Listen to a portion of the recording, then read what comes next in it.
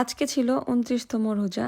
আর ২৯তম রোজাতে কিন্তু বিয়াম ল্যাবরেটরি স্কুলে অনেক বড় একটা মেহেদির উৎসব করা হয়েছে আমাদের নওগাঁতে। মেহেদি উৎসবে একসাথে হয়ে সবাই মিলে অনেক অনেক প্ল্যান করেছিলাম, আর ঈদকে কেন্দ্র করে সেলফ কেয়ারও করেছিলাম। সবকিছু নিয়ে থাকছে আজকের পুরো ভিডিও। আসসালামু আলাইকুম, সবাই কেমন আছেন? আশা করি ভালো আছেন। আলহামদুলিল্লাহ, আমি অনেক ভালো আছি। প্রায় কয়েক বছর হচ্ছে ঈদের আগে আগে আমাদের নওগাঁতে মেহেদি উৎসব পালন করা হয়। আর এই উৎসবে কিন্তু অনেক ধরনের স্টলও থাকে। স্টলগুলোর মধ্যে অনেক অর্গানিক জিনিসপত্র পাওয়া যায়, কসমেটিক্স পাওয়া যায়, হ্যান্ডমেড অনেক কিছুই পাওয়া যায়। আর আমি গিয়েছিলাম সবার লাস্টে আজকেও। আর লাস্টে যাওয়ার পরে দেখলাম অনেক স্টলই উঠে গিয়েছে, কিন্তু অনেক মানুষই ছিল। অনেকে মেহেদি এখনো পড়ছে। রোজার ঈদের মধ্যে আনন্দটাই হচ্ছে হাতে মেহেন্দি পরা। আর এটা যদি সবাই মেহেন্দি না পড়ে তাহলে ঈদ ঈদ মনে হয় না। আর সেই জন্য এরকম উৎসব করা হয়। তার জন্য আমি কর্তৃপক্ষকে থ্যাঙ্কস জানাই যে এরকম উৎসবের কারণে ছোট বড় থেকে শুরু করে সবাই কিন্তু মেহেদি পড়তে পারছে। আর যারা আর্টিস্ট আছেন তাদেরকেও অনেক ধন্যবাদ যে তারা অনেক কষ্ট করে এখানে আসেন আমাদের মেহেদি পড়ানোর জন্য। মেহেদি উৎসব থেকে বের হয়ে আমি কিছু মানুষের হাসি ফুটানোর জন্য একটু বের হয়েছিলাম। একটু পরে ইফতারের টাইম হয়ে যায়। ইফতারে আমরা অনেকেই প্ল্যান করি যে একসাথে ইফতার করব। অ্যাকচুয়ালি এই প্ল্যানটা ছিল আমাদের মেহেদি উৎসবে করা। সেখান থেকে আমরা মিট আপ রেস্টুরেন্ট চলে আসলাম যে আমরা সবাই মিলে একসাথে ইফতার করব, যেহেতু আমাদের প্ল্যান হয়েছে। আর ইফতারের জন্য আমরা সবাই ওয়েট করছিলাম। একটু পরে আজান দিয়ে দিয়েছে। আমরা তাড়াহুড়া করে শরবত নিয়ে পানি নিয়ে নিয়েছি।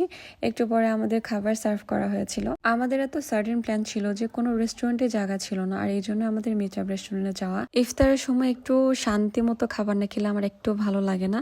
আমার কাছে ইফতার এত বেশি ভালো লাগেনি, মোটামুটি লেগেছে। আসলে ইফতারি একটা কিছু করতে হবে, আর সেজন্যই জোর করে খাচ্ছিলাম বলা যায়। আমি মনে করেছিলাম যে শুধু আমার টেস্টই মনে হয় এরকম, কিন্তু সবার টেস্টই একই রকম ছিল। কারোই ইফতারিটা এত বেশি মজা লাগেনি। ইফতার করে আমরা প্ল্যান করি কোথায় বসে মেহেন্দি পড়া যায়। যেহেতু আমার বাসা শহরের মধ্যে, তাই আমি সবাইকে বলি চলো আমার বাসায় চলো। বাসায় এসে মেহেন্দি পরে অনেক আড্ডা দিয়েছি। আর আড্ডা দেওয়ার পরে এখন বের হয়ে যাচ্ছি। সবাই যাচ্ছে শপিং এ, আর আমি যাচ্ছি আমার নিজের কাজে। বাসা থেকে বের হয়ে আমরা 9টা 20-এ। এরপর আমার ছোটখাটো কিছু কাজ ছিল, এই কাজগুলো শেষ করতে 10:30 বেজে যায়। কিন্তু 10:30টার সময় দেখেন এত মানুষ, মার্কেট ভর্তি খালি মানুষ আর মানুষ। মনে হচ্ছে এবার ঈদ লেগেছে। কালকের পরের দিনই ঈদ। আমি যেহেতু ঈদে 4-5 দিন অনেক হেভি মেকআপ নিই, আর তার জন্য আমার একটা ফেসিয়াল ম্যান্ডেটরি ছিল।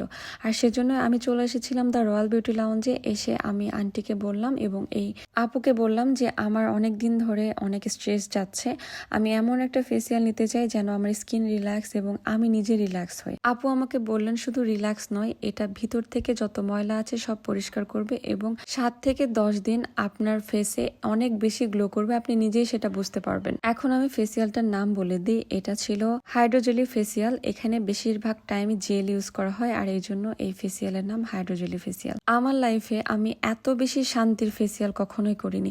এত বেশি আরাম আর এত বেশি শান্তি লাগছিল। এক একটা মেশিন যেগুলো ইউজ করছিল, সবগুলো মেশিনেরই এক এক ধরনের কাজ আছে, বাট সবগুলোই আমার মুখে যখন ইউজ করা হচ্ছিল অনেক বেশি রিল্যাক্স লাগছিল। বিশ্বাস করেন, আপনারা যারা এই ফেসিয়াল করবেন তারাই একমাত্র বুঝবেন আমি আসলে রিভিউটা কেন এটা দিয়েছি। ঈদ উপলক্ষে এই ফেসিয়ালটি নতুন আনা হয়েছে দ্য রয়্যাল বিউটি লাউঞ্জে।